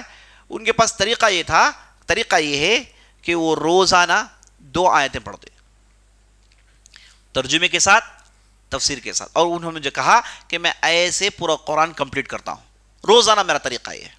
تاجر آدمی ہے، سب کچھ ہے، اس کے باوجود کہتے ہیں کہ میں 2 آیت پڑھتا ہوں، اس کا ترجمہ پڑھتا ہوں، اس کی تفسیر پڑھتا ہوں. میں انگلش میں ان چیزوں کو پڑھتا ہوں، روزانہ اس کے پیچھے میں آدھا گھنٹہ صرف کرتا ہوں، اور اسی طریقے سے میں پورا قرآن کمپلیٹ کرتا ہوں. پورا قرآن، کتنا علم، ماشاء اللہ تبارک اللہ. اگر کوئی آدمی سال بھر ایک کام کرے تو اس کے پاس بڑے بڑے لوگوں کے پاس علم ہوگا جو اس کے پاس آ گیا ہوگا. قرآن برکتوں کا ایک بہت بڑا مرکز ہے. تو قرآن ختم کرنا یہ صحابہ کا طریقہ تھا. میں نے آپ کو بتایا تھا انہوں نے قرآن کو 7 منزلوں میں تقسیم کر رکھا ہے. پورے قرآن کو صحابہ کے پاس جو کلاسیفیکیشن، جو کہیے کہ تجزیت جسے کہتے ہیں، وہ یہ تھا کہ وہ پورے قرآن کو 7 حصوں میں بانٹے ہوئے تھے، اور ہر روز ایک حصہ پڑھتے، ہر روز ایک حصہ پڑھتے، چلتے اٹھتے بیٹھتے یہ پڑھا کرتے تھے. تو ان کی زندگی، اگر آپ ان کی زندگی کو اپنے ذہن میں لانا چاہیں تو جان لیجئے کہ جیسے ہمارے یہاں بغیر موبائل کی زندگی نہیں ہے. مثال دے رہا ہوں تاکہ آپ کو سمجھ میں بات آئے. جیسے آپ موبائل کے بغیر، کوئی آدمی کٹا ہوا نظر آئے گا دنیا سے، بغیر موبائل کے وہ تو کٹا ہوا نظر آئے گا، وہ تو کچھ ہے بھی نہیں، پورا ڈاکومنٹ اس میں ہے. موبائل چھنا لیے وہ صاحب کی کوئی ویلیو نہیں ہے، ان کا نام بھی نہیں معلوم، ان کے کوئی ڈاکومنٹس بھی ان کے ہاتھ میں نہیں ہے، ان کا بینک اکاؤنٹ بھی اس میں ہے، پورے نمبرز اس میں ہے، کچھ بھی یاد بھی نہیں انہیں. یہ گم گیا تو وہ بھی گم گیا حضرت، ہے نا. اس حد تک لوگوں کی جانیں اس میں آ گئی ہیں. تو صحابہ کے زمانے میں ان کا تعلق قرآن سے ایسے ہی تھا. جیسے ہمارا تعلق موبائل سے ہے ویسے ان کا تعلق قرآن سے تھا. یعنی بغیر قرآن کے ان کے دن اور رات نہیں ہوتے تھے. وہ چاہے کسان بھی ہوں، چاہے وہ تاجر ہوں، چاہے وہ کسی دوسرے کام میں لگے ہوں، لیکن قرآن ان کی زندگی کا حصہ ہے. مسلمان ہیں، قرآن ان کی زندگی کا حصہ ہے. اسی لیے وہ لوگ، ان کے پاس ایک ترن تھا، ایک لفظ تھا، کہتے ہیں ورد یومی. ورد یومی، روزانہ ایک ورد پڑھتے تھے. یعنی قرآن سے ان کا تعلق، قرآن پڑھنے کے لیے اتنے صفحات پہلے سے متعین ہوتے ہیں، اتنا وقت پہلے سے متعین ہوتا ہے، اسے کہتے ہیں ورد. روزانہ ان کے پاس قرآن کا ایک ورد ہوتا تھا. اسی کا جمع ہم اردو میں اورات کہتے ہیں. فلان صاحب اورات پڑھ رہے ہیں، بھائی نماز کے بعد اورات پڑھ رہے ہیں. سنا ہے کہ نہیں سنا ہے؟ اصل میں اورات یہیں سے نکلا ہے، قرآن کا ایک حصہ پڑھا کرتے تھے. اچھا، جب آدمی قرآن ختم کر لے، انس بن مالک سے ثابت ہے کہ جیسے وہ قرآن ختم کر لیتے، اپنے اہل و عیال کو جمع کرتے اور سب کے ساتھ مل کے ایک اجتماعی دعا کرتے، اللہ سے دعا کرتے، سب آمین کہتے.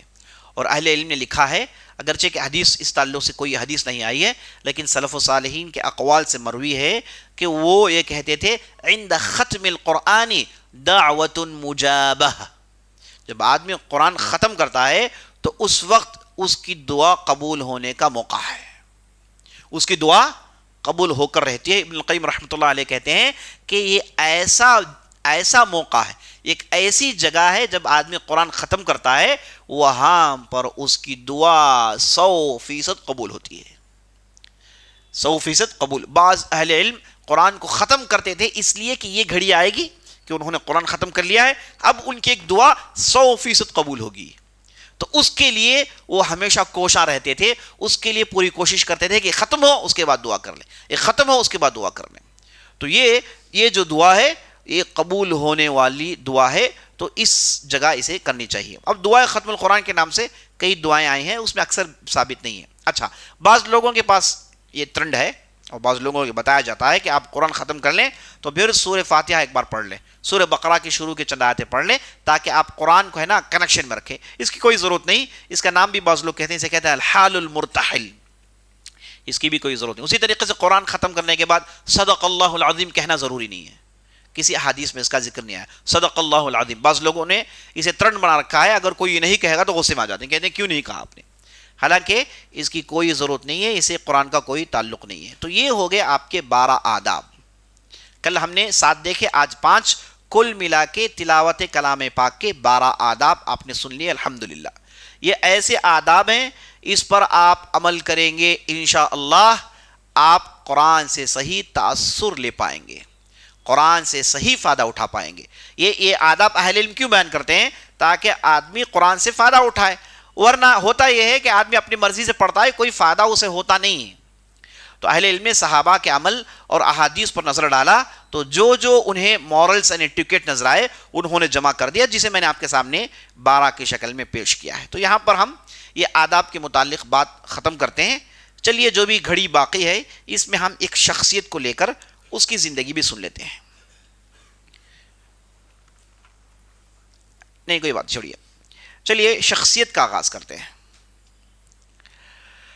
میں نے آپ کو بارہا ایک حدیث سنائی. وہ حدیث میں میں نے کہا کہ آپ صلی اللہ علیہ وسلم نے کہا خذوا القرآن من 4، استقرئوا القرآن من 4.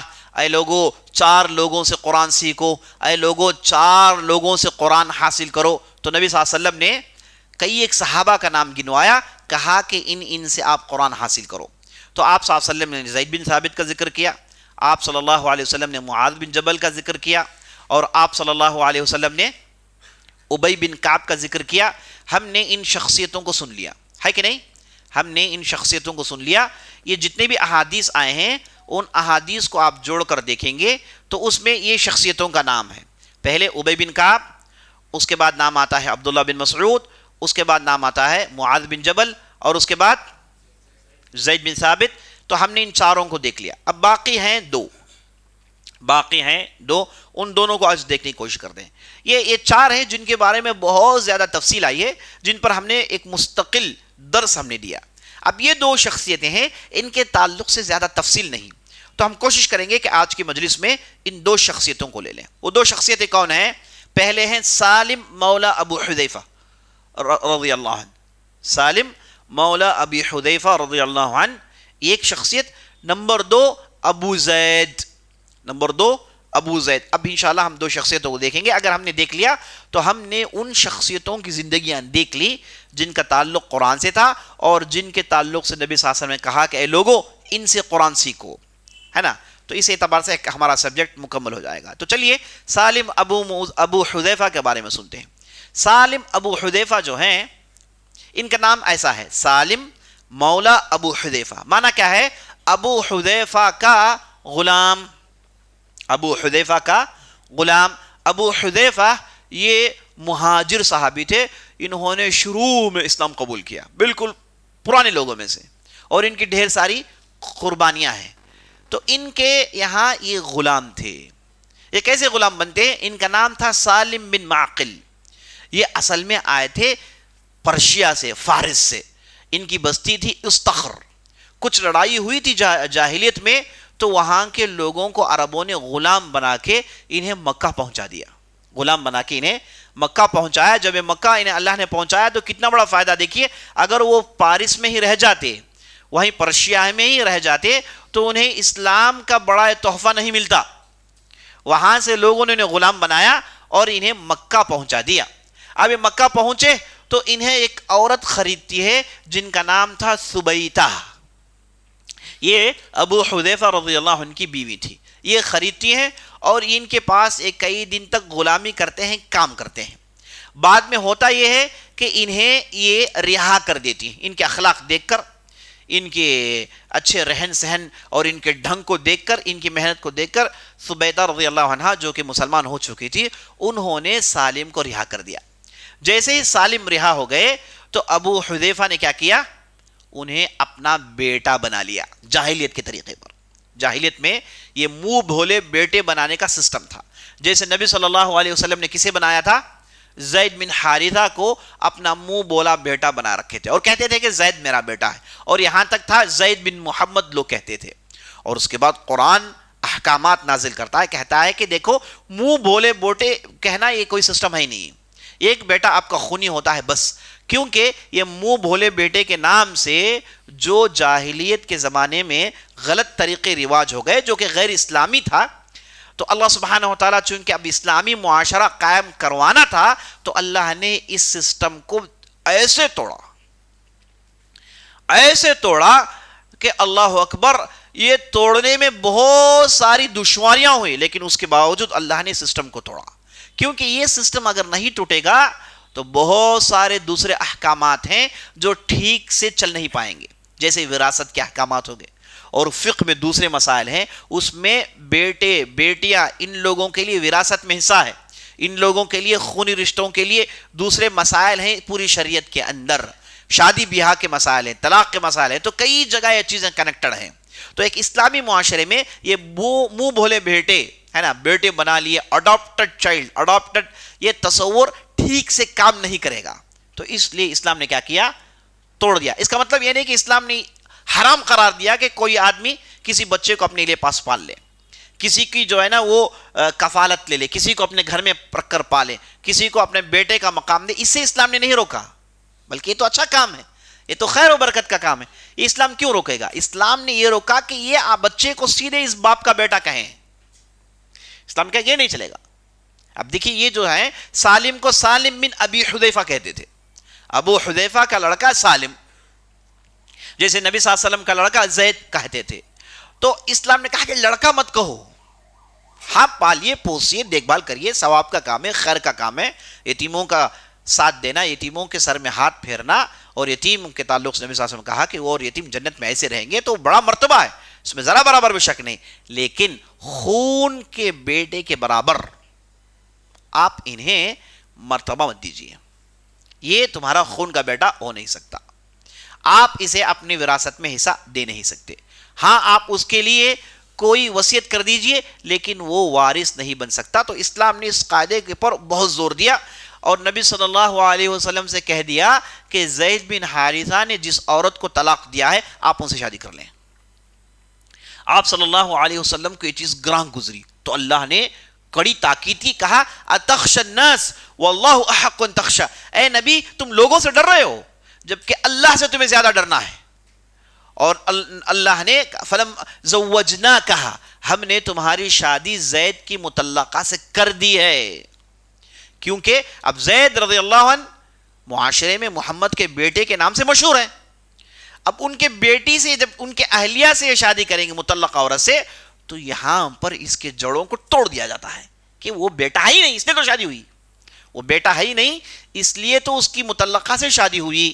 تو اتنے کڑے قوانین کے ساتھ ان اصولوں کو توڑا گیا، جب ان چیزوں کو توڑا گیا تو سالم بن ابی حذیفہ بن گئے سالم بن مولا ابو حذیفہ، ابو حذیفہ کے غلام، تو یہ ہیں سالم۔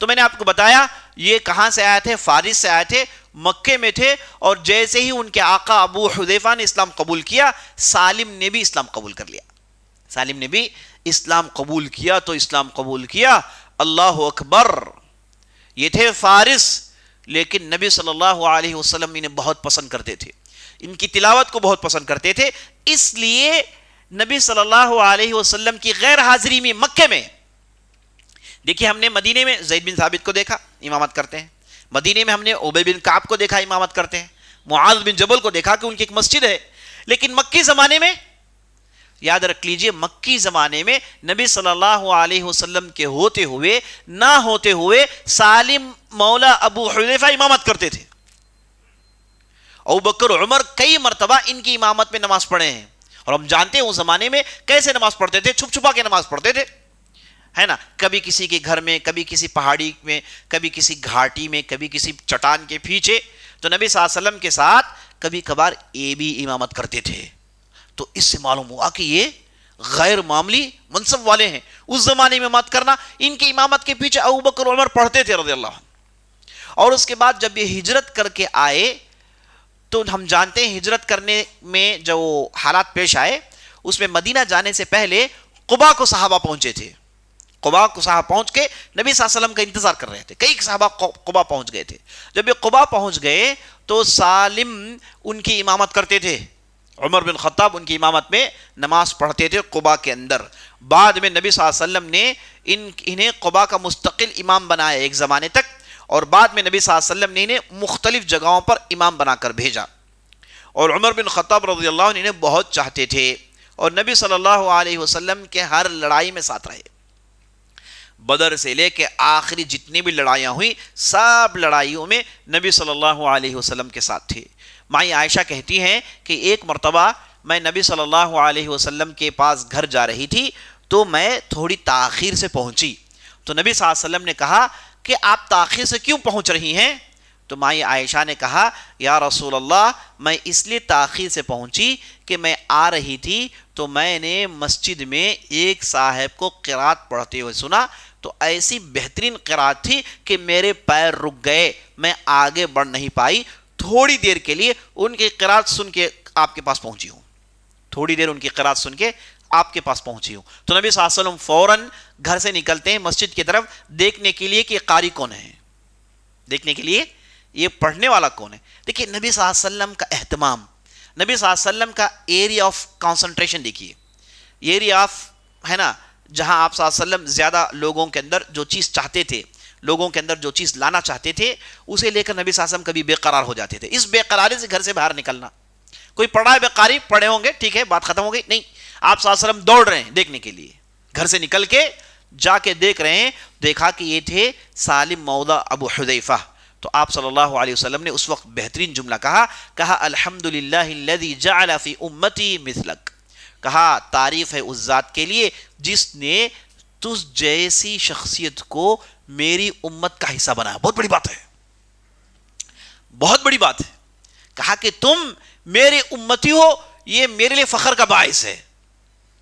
یہ نہیں کہ تم محمد کی امت ہو تو یہ تمہارے لیے فخر کی بات ہے, یہ تو عام طور پر سنتے ہیں ہم.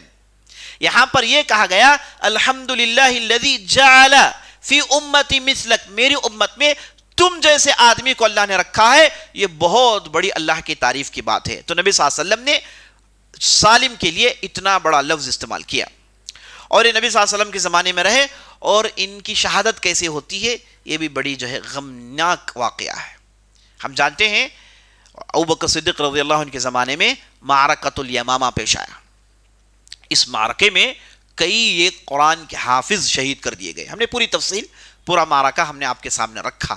تو اس لڑائی میں جب شروع میں مسلمانوں نے حملہ کیا, میں نے آپ کو تفصیل بتائی کہ شروع حملے میں مسلمانوں کے پیر اکھڑ گئے تھے, مسلمان تتر بتر ہو گئے, چاروں طرف بھاگنے لگے. اس وقت مہاجرین کا جھنڈا دیکھیے, جب بھی لڑائی کے میدان میں جاتے آپ صلی اللہ علیہ وسلم مہاجرین کا ایک بڑا جھنڈا ہوتا جو مہاجرین کے لیڈر کے ہاتھ میں دیتے, انصار کا ایک جھنڈا ہوتا وہ انصار کے کسی لیڈر کے ہاتھ میں دیتے. اس کے علاوہ جو دوسرے قبائل لڑائی میں شامل ہوتے ہیں ہر قبیلے کا ایک سردار چنتے اور اس قبیلے کا جھنڈا اس کے ہاتھ میں دیتے. مطلب یہ جھنڈا دینے کا معنی یہ ہے کہ یہ جھنڈا جب تک کھڑا ہوا ہے معلوم ہو کہ وہ جھنڈے کے اطراف لڑنے والے زندہ ہیں.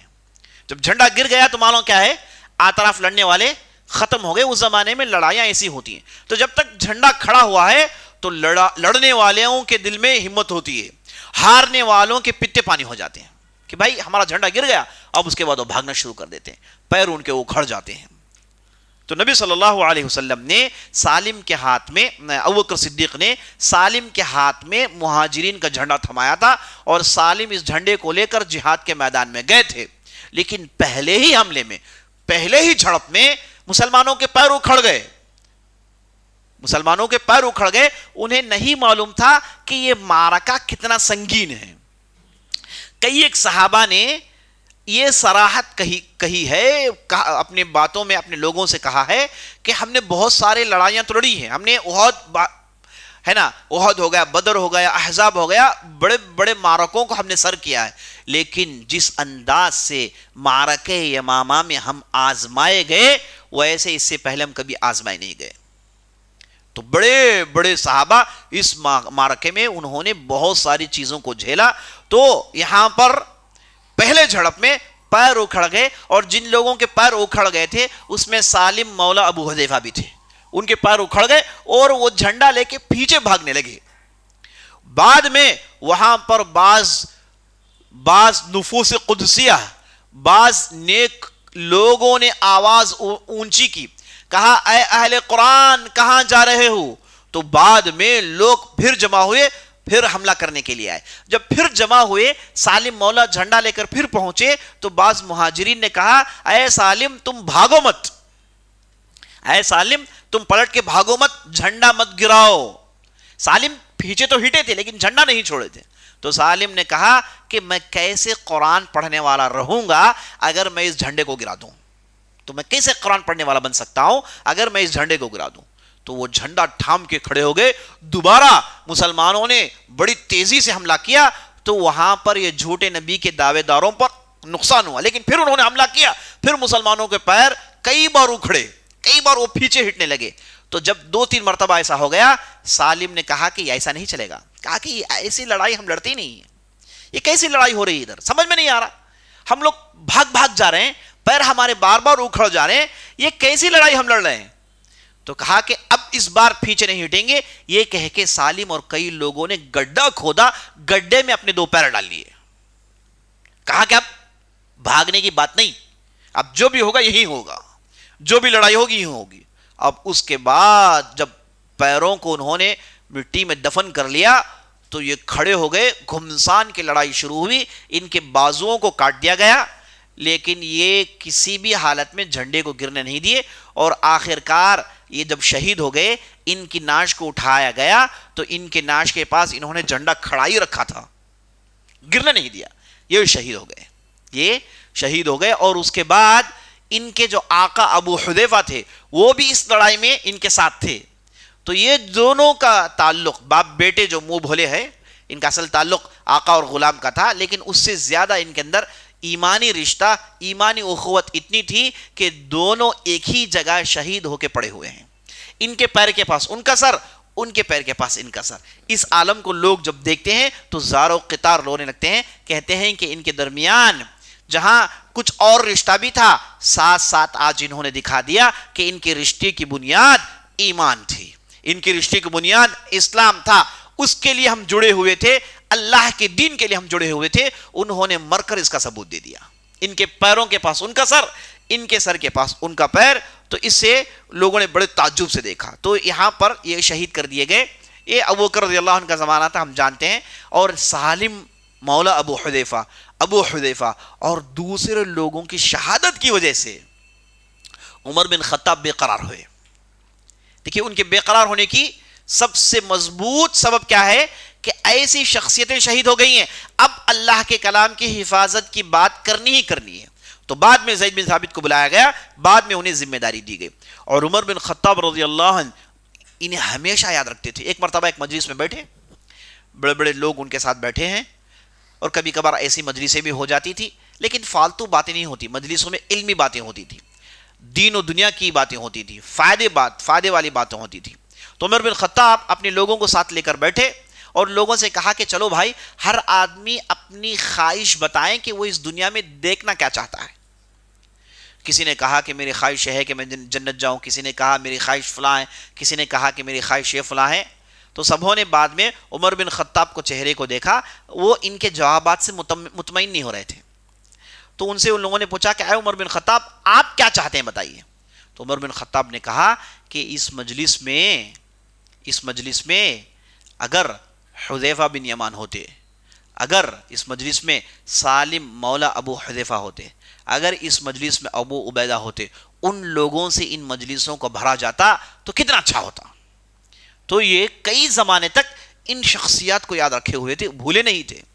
اور جب وفات کے قریب آئے تو ہم جانتے ہیں عمر بن خطاب نے 6 لوگوں کا ذکر کیا، میرے بعد 6 میں سے آپ کسی ایک کا انتخاب کر لیجئے۔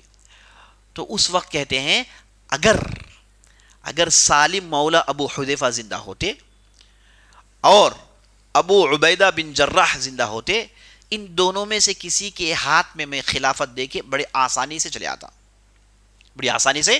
یہ بہت بڑی بات ہے، سالم ایک غلام ہے، عربی بھی نہیں، فارسی الاصل ہے، قریشی بھی نہیں۔ ان کے تعلق سے عمر بن خطاب کہتے ہیں کہ اگر وہ زندہ ہوتے تو میں انہیں خلیفہ بنا دیتا، یہ بہت بڑی بات تھی۔ اور بعد میں علماء نے کہا کہ عمر بن خطاب کے اسٹیٹمنٹ سے ایک بہت بڑی بات کا پتہ چلتا ہے، وہ یہ ہے کہ خلیفہ غیر قریشی بھی بن سکتا ہے۔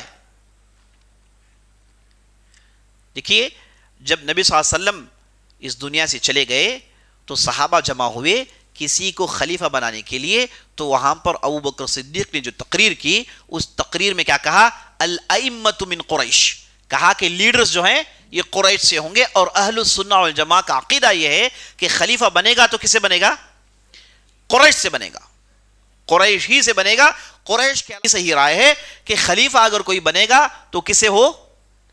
قریش سے ہو۔ آپ پوچھیں گے کہ بہت سارے ایسے خلیفہ گزرے ہیں جو قریش سے نہیں تھے۔ ہم جس خلیفہ کی بات کر رہے ہیں وہ خلیفہ جس پر ساری امت کا اتفاق ہو، ہے نا، سارا عالم اسے مانے، وہ خلیفہ قریشی سے ہو سکتا ہے۔ اور نبی صلی اللہ علیہ وسلم نے ایک حدیث میں ارشاد فرمایا، ان هذا الامر لا ينقضي حتى يمضي فيهم 12 خلیفہ۔ آپ صلی اللہ علیہ وسلم نے کہا کہ یہ جو معاملہ ہے، یہ جو دنیا داری ہے، یہ جو خلافت ہے، یہ جو بھی ہے ساری دنیا کو لوگوں کو جوڑ کے رکھنے کا، یہ معاملہ اس وقت تک ٹھیک سے چلے گا جب تک 12 خلیفے نہیں آ جاتے۔ دوسری حدیث میں آپ صلی اللہ علیہ وسلم نے کہا، میرا اسلام، میرا دین اور میرے لوگ جڑے ہوئے رہیں گے، بڑے مضبوط رہیں گے جب تک ان کے درمیان 12 خلیفہ نہیں آ جاتے۔ تب مفسرین، مورخین اور حدیث کے شارحین نے اختلاف کیا کہ یہ 12 خلیفے سے مراد کیا ہے۔ پہلے تو یہ جان لیجئے، امام جو ہوگا یعنی مسلمانوں کا جو خلیفہ ہوگا وہ قریشی سے ہوگا، دوسرے بادشاہ، دوسرے سلطان، وہ دوسرے قبائل غیر عربی ہو سکتے، لیکن خلیفہ جو ہوگا وہ قریشی سے ہوگا، اور آخری زمانے میں مہدی آئیں گے وہ بھی آپ صلی اللہ علیہ وسلم کے نسل سے رہیں گے، تو قریشی سے امامت ہونی چاہیے۔ لیکن عمر بن خطاب نے یہ کیوں کہا کہ اگر سالم زندہ ہوتے تو میں انہیں خلیفہ بنا دیتا؟ تو یہاں پر اہل علم نے کہا کہ یہ تو بہت بڑی بات عمر بن خطاب نے کہہ دی، کیسے سالم جو کہ فارسی الاصل ہیں، قریشی بھی نہیں، وہ کیسے خلیفہ بن سکتے ہیں؟ تو اس کے بعد علماء نے جواب یہ دیا کہ اصل میں عمر بن خطاب انہیں خلیفہ، چونکہ وہ نہیں تھے، انہیں جو ہے خلیفہ بنانا مقصود بھی نہیں تھا، بلکہ ان کا مرتبہ بیان کرنا مقصد تھا کہ وہ لیول کے آدمی ہیں کہ اگر وہ ہوتے تو انہیں خلیفہ بنایا جا سکتا ہے، وہ لیول کے آدمی ہے، لیکن انہوں نے بنایا نہیں۔ تو آج بھی یہی صحیح بات ہے کہ جو امام، جو خلیفہ ہوگا مسلمانوں کا، وہ قریش سے ہوگا۔ اب اس کے بعد جو بھی خلیفہ بن گئے، جیسے عثمانی خلیفہ آ گئے، تو یہ نہ عرب تھے بلکہ تو ترک تھے، تو ان کی جو خلافت تھی وہ خلافت نہیں جو کتاب و سنت سے ثابت ہے۔ انہیں جو سلیم الاول ہیں، جو عثمانی خلیفہ ہیں، انہیں اس وقت کے علماء نے خلافت کا جو ہے پوسٹ دیا ہوا تھا، لیکن وہ خلافت نہیں جسے اب خلافت راشدہ کہیں، وہ خلافت نہیں جو اعلیٰ منہاج النبوہ ہیں، وہ خلافت یہاں پر مراد نہیں۔ اور بعد میں بعض لوگ یہ کنٹری کے بادشاہ ہو کر بھی انہیں لوگوں نے خلیفہ بنایا ہے، جیسے مصر کے جو بادشاہ تھے انہیں خلفائے مصر کہا گیا ہے، تو بادشاہ کے لیے بھی خلیفہ کا لفظ بعد میں استعمال ہو گیا، ورنہ وہ معنی جو اصل میں حدیثوں میں نبی صلی اللہ علیہ وسلم خلافت کی جو بات کر رہے ہیں وہ معنی کہ یہ خلفاء نہیں رہے۔ تو میں آپ کے سامنے بتا رہا تھا، یہ حدیث بتا رہا تھا کہ 12 خلیفہ ہوں گے تب تک پوری امت جڑی ہوگی۔ یہ 12 خلیفہ کون ہیں؟ اس تعلق سے مورخین نے اختلاف کیا، بعض لوگوں نے کہا کہ 12 خلیفہ یہ بعد میں آئیں گے، بعض لوگوں نے کہا کہ مہدی کے بعد 12 خلیفہ آئیں گے، بعض لوگوں نے کہا کہ 12 خلیفہ یہ ان کا اللہ ہی بہتر مانا جانتا ہے۔ اور شیعہ نے کیا کہا؟ شیعہ نے کہا 12 خلیفے سے مراد 12 امام، 12 امام، اسی لیے انہیں کیا کہا جاتا ہے؟ اثنا عشریہ کہا جاتا ہے، انہی کو رافضہ بھی کہا جاتا ہے۔ اسی رافضہ کو ہم ہماری اردو میں رافضیاں کہتے ہیں، ہے نا، وہ اصل میں رافضہ ہے۔ تو یہ 12 امام کو مانے، انہوں نے کہا کہ یہ 12 امام ہیں۔ تو اہل علم نے جواب دیا، یہاں پر نبی صلی اللہ علیہ وسلم نے خلیفہ کی بات کی، خلیفہ وہ ہے جس کے ہاتھ میں گورنمنٹ ہوتی ہے، جس کے ہاتھ میں آرمی ہوتی ہے، تو یہاں پر وہ خلیفہ کی بات چل رہی ہے، یہ اماموں کی بات نہیں چل رہی ہے۔ ان اماموں میں کسی کے پاس اگر گورنمنٹ تھی تو وہ تھے علی بن ابی طالب، اس کے بعد ان کے جتنے بھی ائمہ ہیں یہ سب نیک لوگ تھے، کسی کے ہاتھ میں گورنمنٹ نہیں تھی، تو اس سے معلوم ہوا کہ یہ ائمہ یہ خلیفہ نہیں ہیں۔ تو پھر خلیفہ کون ہے جن کا نبی صلی اللہ علیہ وسلم ذکر کرتے ہیں؟ تو اہل علم نے بہت کچھ لکھا، بعد میں شیخ الاسلام ابن تیمیہ دوسرے اہل علم نے کہا کہ 12 جو خلیفہ ہیں یہ وہ ہیں ان کے زمانے میں پوری خلافت ملی ہوئی تھی، امت میں دراڑیں نہیں تھی، امت میں چھوٹے چھوٹے علاقے، چھوٹی چھوٹی بستیاں، الگ الگ سلطنتیں، الگ الگ ریاستیں پیدا نہیں ہوئی تھیں، تو جب اس اعتبار سے تاریخ کا آپ مطالعہ کرتے ہیں تو آپ کو معلوم ہوتا ہے نبی صلی اللہ علیہ وسلم کے بعد 4 خلیفہ، اس کے بعد معاویہ رضی اللہ عنہ، اس کے بعد عبد الملک بن مروان، اور عبد الملک مروان کے 4 لڑکے، ولید بن عبد الملک، سلیمان بن عبد الملک، یزید بن عبد الملک، ہشام بن عبد الملک، اس کے بعد ہشام کا لڑکا یزید، اس کے الولید بن یزید بن عبد الملک. یہ صاحب کے زمانے تک، الولید بن یزید بن عبد الملک کے زمانے تک 12 خلیفہ ہوتے ہیں. اگر آپ حساب لگائیں گے 12 خلیفہ ہوتے ہیں. سبحان اللہ، دیکھیے کتنی سچی بات حدیث میں ہے. یہ خلیفے کے زمانے تک خلافت میں دراڑیں نہیں تھیں. چائنا سے لے کے اندلس تک سب مسلمان خلیفہ کے ماتحت تھے، سب مسلمان تھے اور ان کا ایک ہی خلیفہ تھا. کہاں سے کہاں تک؟ چائنا سے لے کے اندلس اسپین تک، پورا نارتھ افریقہ، پوری مڈل ایسٹ، اس طرف پورا روم یعنی ترکیہ، اس کے بعد ان علاقے مکران اور ملتان اور ہندوستان کے علاقے، ان سب علاقوں کا ایک ہی خلیفہ تھا. ولید بن یزید بن عبد الملک کی وفات کے بعد خلافت ٹوٹ گئی کیونکہ اندلس الگ ہو گیا. وہاں پر بعض گئے، انہوں نے کہا کہ ہماری خلافت ہے، تو 2 خلافتیں ٹوٹ گئیں. اس کے بعد امت میں دراڑیں اور بڑھ گئیں. تو پوری امت کی تاریخ میں شروع کے یہ جو 12 خلیفہ ہیں ان کے زمانے تک سب جڑے ہوئے تھے. یہی ہے جس کا ذکر نبی صلی اللہ علیہ وسلم حدیث میں کر رہے ہیں. یہی بات ہمیں سمجھ میں آتی ہے. تو بات یہ گفتگو اس لیے نکلی کہ عمر بن خطاب نے بہت بڑی بات کہی. کیا کہی؟ سالم ہوتے تو میں انہیں خلیفہ بنا دیتا. تو اہل علم اس کی تشریح بتائی.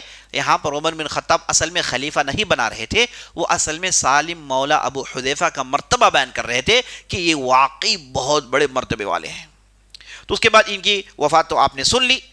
اس کے بعد آخر میں جو ان کے تعلق سے بات آپ کو سننی ہے وہ یہ ہے کہ ان کے وفات کے بعد عمر بن خطاب نے ان کے پورے وراثت کو جمع کیا. جمع کر کے ان کی والدہ، ان کی جو مالکن تھی جنہیں والدہ کہتے تھے، سبیتا جو ابو حذیفہ کی بیوی، ان کے پاس انہوں نے بھیجا، کہا کہ یہ سالم کا میراث ہے، آپ لے لیجئے. انہوں نے کہا کہ سبیتا نے کہا میں ان کے میراث کو لینے کے لیے تیار نہیں. تو بعد میں عمر بن خطاب نے ان کے پورے میراث کو، پورے وراثت کو بیت المال میں عمر بن خطاب نے منتقل کر دیا. یہ وہی سالم ہیں جن کے تعلق سے نبی صلی اللہ علیہ وسلم نے کہا، ان کے ماں یعنی سبیتا سے کہا کہ آپ انہیں دودھ پلا دیجئے، یہ تمہارا حقیقی معنی میں رضاعتی بیٹا بن جائے گا. یہ صرف سالم کے لیے خاص حکم تھا. اس کے بعد واقعی وہ سبیتا کے رضاعتی بیٹے بن جاتے ہیں انشاءاللہ. تو یہاں پر بات اپنی روکتے ہیں. تو کل ہم ایک عظیم شخصیت کی زندگی دیکھنے والے ہیں. یہ شخصیت کے بارے میں آتا ہے کہ ایک مرتبہ نبی صلی اللہ علیہ وسلم نے حجامت کی. آپ صلی اللہ علیہ وسلم نے حجامت کہتے ہیں جسم سے خون نکالنے کو، بال کاٹنے کو نہیں، اسے حلاقت کہتے ہیں. جسم سے خون نکالنے کو حجامت کہتے ہیں. وہ ایک قسم کا علاج ہے. تو آپ صلی اللہ علیہ وسلم نے وہ علاج کیا، اور وہ جو خون آپ صلی اللہ علیہ وسلم کا بچ گیا تھا، آپ صلی اللہ علیہ وسلم نے یہ صحابی کو بلا کر کہا کہ لے جاؤ اس خون کو کہیں دفن کر دو، کسی کے نظر میں نہ پڑے. کیونکہ جو یہود ہوتے ہیں ایسی چیزوں کو لے کے وہ جادو ٹونا وغیرہ کرتے ہیں، اس لیے بہتر ہے کہ تم چھپا کے کہیں اسے چھپا دو. تو یہ اپنے ساتھ یہ خون لے کر گئے اور اس کے بعد واپس آئے. نبی صلی اللہ علیہ وسلم نے کہا کہ کیا تم نے خون کو دفن کر دیا؟ تو انہوں نے کہا یا رسول اللہ میں نے ایک ایسی جگہ دفن کیا جہاں کوئی دیکھ نہیں سکتا سوا اللہ کے. تو نبی صلی اللہ علیہ وسلم نے کہا کیا تم نے پی لیا ہے؟ کہا کہ ہاں میں نے پی لیا ہے. کہا میں نے اس خون کو پی لیا ہے. کہا کہ نبی صلی اللہ علیہ وسلم، آپ صلی اللہ علیہ وسلم کی ہر چیز برکت والی ہے، تو میں اس چیز کو کیسے زمین کے لیے دیتا؟ میں نے سمجھا کہ یہ میرا حصہ ہے تو میں نے اسے پی لیا. تو نبی صلی اللہ علیہ وسلم کچھ نہیں بولتے، خاموش ہو جاتے ہیں. اس سے معلوم ہوا کہ خاص نبی صلی اللہ علیہ وسلم، ورنہ خون پینا حرام ہے، یہ لیکن نبی صلی اللہ علیہ وسلم کی شخصیت چونکہ وہی اترتی تھی تو آپ صلی اللہ علیہ وسلم کی پورا جسد مبارک آپ صلی اللہ علیہ وسلم کا برکت والا تھا. آپ صلی اللہ علیہ وسلم کا پسینہ برکت والا، آپ صلی اللہ علیہ وسلم کے بال برکت والے تھے. یہ صرف نبی صلی اللہ علیہ وسلم کے لیے خاص تھا، بعد کے مرشدوں کے لیے نہیں ہے نا، بعد کے پیروں کے لیے نہیں ہے نا. بعد کے پیروں نے شروع کر لیا ہے، بڑا کھانا پکڑا ہے، یہ صاحب آگے تھوک رہے ہیں، اس میں ہے ملا کے لوگوں میں تقسیم، بولا کہ ان کی برکت ہے نا، ان کی کام برکت ہے. پورے بیماری کو ڈسٹریبیوٹ کر دیا ان لوگوں نے ہے نا. پتہ نہیں صاحب کو کیا کیا بیماریاں ہیں، اور پہلے سے پان کھا کے ان کے پورے دانتیں چلی گئی ہیں ہے نا. انہیں تو جو ہے ٹی بی لگا ہوا ہے، انہوں اس میں کھانے میں تھوک دیا ہے، ابھی کھانا تقسیم ہو رہا ہے. اعوذ باللہ. ایسے کتنے ہم نمونے دیکھ رہے ہیں ہے نا. کوئی آتا ہے ان کے پاس علاج کے لیے کہ یہ پانی پی کے اس کی صورت میں الٹی کر رہے ہیں میں نے کہا کہ صاحب کو پہلے نہلائیے نماز پڑھنے سے. تو یہ صرف نبی صلی اللہ علیہ وسلم کو خاص ہے. اس کے بعد ابوبکر صدیق نے نہیں کیا, عمر نے نہیں کیا, عثمان نے نہیں کیا, علی نے کیا, یہ بزرگ لوگ ہیں, انہوں نے نہیں کیا, تو یہ کس کھیت کی مولی ہیں. بہرحال انشاءاللہ اس شخصیت کے بارے میں کل کی مجلس میں ہم تفصیل سے گفتگو کریں گے. اللہ سے ہم دعا کرتے ہیں ہم نے جو بھی سنا, جو بھی کہا ہے, اس کے مطابق عمل کرنے کی توفیق بخشے. یہ شخصیت چونکہ قرآن سے اس کا تعلق ہے تو ان کی شخصیت آپ کے سامنے میں لا رہا ہوں. موضوع کے متعلق کوئی سوال کریے گا انشاءاللہ.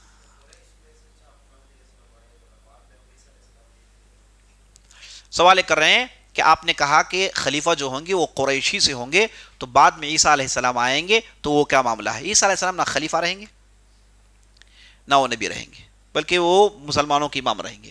اور عیسیٰ علیہ السلام کا ایکسپشنل معاملہ ہے, وہ ایکسپشنل ان کا معاملہ ہے, اور اسی لیے تو مہدی علیہ السلام کو امامت میں آگے کریں گے, کہیں گے کہ تم امامت کے زیادہ قابل ہو, چونکہ اس وقت مہدی گزر گئے ہوں گے, ان کے علاوہ کوئی دوسرا نہیں ہوگا, تو یہ ڈیپوٹی کے حیثیت سے کام کر رہے ہوں گے. واللہ اعلم. حضرت علی کو آسمان کے راستے, سوال کر رہے ہیں کہ کیا حضرت علی کو آسمان کے راستے, یہ تو پہلی مرتبہ میں سوال سن رہا ہوں, لیکن ہو سکتا ہے آپ کا مراد یہ ہے کہ یہ ستاروں کا علم, آسمان کے حالات کو دیکھ کے سیزنز بتانا, آسمان کے حالات کو دیکھ کے آپ جس زمین میں ہے اس زمین کا پوزیشن بتانا, یہ اس زمانے میں عربوں کے پاس تھا. اسے علم نجوم کہتے ہیں. یہ عرب جو ہے آسمان دیکھ کر وہ راستہ فائنڈ آؤٹ کرتے تھے, جیسے اللہ نے قرآن میں ارشاد فرمایا وَبِالنَّجْمِ هُمْ يَهْتَدُونَ, ستاروں کے ذریعے سے لوگ راستے پکڑتے ہیں. یہ بھی اللہ کی نعمتوں میں سے ایک نعمت ہے. تو ایک علم ہے ستاروں پر غور کرنا, کون سا ستارہ کون سے موسم میں نکلتا ہے, کون سا ستارہ کس وقت نکلتا ہے, یہ ستاروں کے بارے میں معلومات جمع کرنا, اس کے ذریعے سے اپنی زندگی میں ٹرانسپورٹ ہو گیا, دوسرے معاملات ہو گئے, اس میں سہولت اختیار کرنے میں کوئی حرج نہیں. لیکن حرام کہاں پیدا ہوتا ہے؟ جب آپ ان ستاروں کو بندوں کے عمل سے کنیکٹ کرتے ہیں, بندوں کے عمل سے کنیکٹ کر کہتے ہیں کہ بھائی یہ صاحب کا ستارہ وہ ستارہ ہے, آپ اس لیے یہ انگوٹھی پہنیے, آپ کا جو ہے سیٹلائٹ میں پراپر کنیکشن ہوگا اور آپ کی زندگی خوش ہو جائے گی. یہ حرام ہے, یہ جائز نہیں. ستاروں کو بندوں کے عمل سے کنیکٹ کرنا جائز نہیں. اسی لیے آپ صلی اللہ علیہ وسلم سے ایک حدیث میں ثابت ہے, آپ صلی اللہ علیہ وسلم نے کہا بعض لوگ صبح اٹھتے ہیں مومن, شام ہوتے ہوتے ہوتا ہے کافر, شام ہوتے ہوتے ہوتے ہیں کافر. صحابہ نے پوچھا وہ کیسے یا رسول اللہ؟ کہا کہ صبح تو مومن تھے, بعد میں انہوں نے کہا کہ آج ہمیں بارش ہوئی اس ستارے کی وجہ سے, آج ہمیں فلان چیز ملی اس ستارے کی وجہ سے. تو ان کا اعتقاد ستاروں میں اٹک گیا ہے. یہ بارش جو بھی ہوتی ہے اللہ کے حکم سے ہوتا ہے, ان ستارے ان سیاروں سے کچھ ہوتا نہیں ہے. تو یہ اعتقاد رکھنے والا کافر ہو گیا, نبی صلی اللہ علیہ وسلم نے کہا. اور عرب چونکہ صحرا میں رہتے تھے تو انہیں آسمان میں دیکھنے کا زیادہ موقع ملتا. یہ جو آسمان آپ کو نظر آتا ہے, آپ جائیے سڑک میں, آپ ایک ستارہ بھی نظر نہیں آئے گا اب باہر, کیونکہ یہ جو زیادہ روشنی ہے اس لیے آپ زیادہ آسمان نہیں دیکھتے. آپ کو یہ صحرا میں چلے جائیے, آسمان تو آپ کو جلتا ہوا نظر آئے گا, آسمان تو آپ کو جلتا, اتنے ستارے ہوں گے, اتنے زیادہ ستارے ہوتے ہیں, اور بعض ستارے نکلتے ہیں بعض بجھتے ہیں. اس کے پیچھے ایک مستقل علم ہے, لیکن اس علم کو بندوں کے عمل سے جوڑ کے اسے ایک دھندا بنانا, اس کے لیے ایک چینل کھولنا, اس کے لیے انگوٹھیوں کا دھندا, پتھروں کا دھندا, فلاں پتھر فلاں سے کنیکٹڈ ہے نا, یہ بڑا دھندا ہے. یہ ہمارے جتنے ماروڑی حضرات ہیں سب اس کے پیچھے پڑے ہوئے ہیں, سب یہ کسی نے بڑے بڑے انگوٹیاں کسی نے گردن میں لگا لیا, پیروں میں لگا لیا, اس امید سے کہ ان کی تجارت آگے ہو جائے. کچھ ہوتا نہیں ہے نا, سب انہوں نے پنڈت کو دے دیا پیسہ, ہے نا, اسے آدھے پیسے میں انگوٹیاں خرید لی, کچھ ہوتا نہیں ہے. وہی ہوگا جو اللہ چاہتا ہے. تو یہ یہاں پر یہ چیز حرام ہو جاتی ہے. واللہ عالم. سوال کر رہے ہیں کہ کیا اس علم کو سیکھ سکتے ہیں؟ دیکھیں, علم النجوم جس کا تعلق بندوں کے عمل سے نہیں ہے, جو اس میں حلال ہے اسے آپ سیکھ سکتے ہیں. حرام علوم سیکھنا حرام ہے. ہاں, حرام علوم سیکھنا بعض لوگوں کے لیے اہل علم اجازت دی جو اس علم کی خامیاں بیان کریں لوگوں کو. پورا علم نہیں, لیکن اس علم کے بارے میں تھوڑی بہت جانکاری رکھ کے لوگوں کو انہوں نے بتایا کہ دیکھو یہ علم میں اتنی نحوست ہے. جیسے کسی نے علم جادوگری کی بعض باتیں انہوں نے جانی, اس کے بعض کتابیں پڑھی تاکہ لوگوں کو ان چیزوں سے ڈرائیں. یہ چیز انشاءاللہ جائز ہے. تو کوئی بھی حرام علم لوگوں کو ڈرانے کے لیے, اس کی قباحتیں, اس کے نقصانات بیان کرنے کے لیے آپ اس علم کے بارے میں معلومات جمع کرتے ہیں تو انشاءاللہ کوئی حرج نہیں انشاءاللہ. بولو. سوال یہ کر رہے ہیں کہ قرآن ہم نے ریکارڈنگ میں ڈال دیا اور ہم اپنے کام میں لگے ہیں, کیا ایسا کر سکتے ہیں؟ کر سکتے ہیں, لیکن آپ سنتے رہیے کم از کم. ایسا نہیں کہ چلا دیا آپ ایک کمرے میں, آپ کہیں اور نکل گئے. ایسا نہیں, آپ چلائیے اور اپنے اپنے کام میں لگیے, اس کان اس کے طرف رکھیے, انشاءاللہ کوئی حرج نہیں. اچھی بات ہے.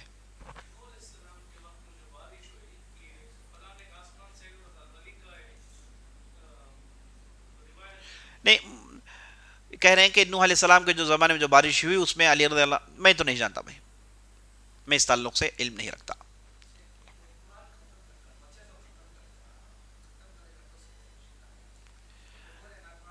سوال یہ کر رہے ہیں کہ بچے جو مکتب میں قرآن ختم کرتے ہیں, کیا اس کے بعد کچھ فنکشن وغیرہ کرنا ہے؟ دیکھیے قرآن پڑھنا, قرآن ختم کرنا, یہ سب اچھی باتیں ہیں. اس میں بچوں کو انکریج کرنا چاہیے. بچوں کو صحابہ ایسا ہی کرتے تھے, بچوں کو تحفے تحائف دیتے تھے, انہیں انکریج کرتے تھے, اور جس کے پاس زیادہ حفظ ہوتا اسے آگے کرتے تھے, اسے انکریج کرتے, تاکہ بچوں کے اندر قرآن یاد کرنے کا یہ مشغلہ, یہ اس میں وہ ٹائم صرف کریں. اس میں اگر ٹائم صرف نہیں کریں تو کس میں ٹائم صرف کریں گے؟ بتانے کی ضرورت نہیں آپ لوگوں کو, ہے نا. ہمارے معاشرے میں اس میں اگر ٹائم صرف نہیں کریں گے تو کہاں ٹائم صرف کریں گے, آپ تو بہتر جانتے ہیں. تو ان کے اندر یہ چیز باقی رکھنے کے لیے آپ جو بھی کرتے ہیں جائز ہے, مسئلہ نہیں. اگر کوئی بچہ پورا قرآن ختم کیا ہے, آپ نے اسے تحفے دیے, اسے جو ہے لوگوں کو بلا کے بریانی کھلائی, ہمیں بھی آپ نے بلایا, ہے نا, تو یہ سب جو ہے جائز, اس میں کوئی حرج نہیں انشاءاللہ, کوئی حرج نہیں انشاءاللہ. کیا ہے؟ سوال کر رہے ہیں کہ ایک آدمی ہے صرف 4 سورتیں جانتا ہے, اسے بدل بدل کے پڑھ رہا ہے, کیا اسے ثواب ملے گا؟ ضرور ثواب ملے گا, کیوں نہیں ملے گا, 100% انشاءاللہ ثواب ملے گا. لیکن انہیں کہیں گے کہ بھائی 4 کو تھوڑا بڑھائیے, کب تک قلوم گھومتے رہیں گے, تھوڑا آگے بڑھائیے, آیت پڑھیے, ہے نا, اس کے بعد علم نشرح پڑھیے, اس کے بعد علم تری کیف پڑھیے, یہ بھی تو چھوٹی صورتیں ہیں, انہیں بھی تو یاد کریے انشاءاللہ. ٹھیک ہے, مجلس ختم کرتے ہیں. سبحانک اللہم وبحمدک اشہد ان لا الہ الا انت استغفرک و اتوب الیک.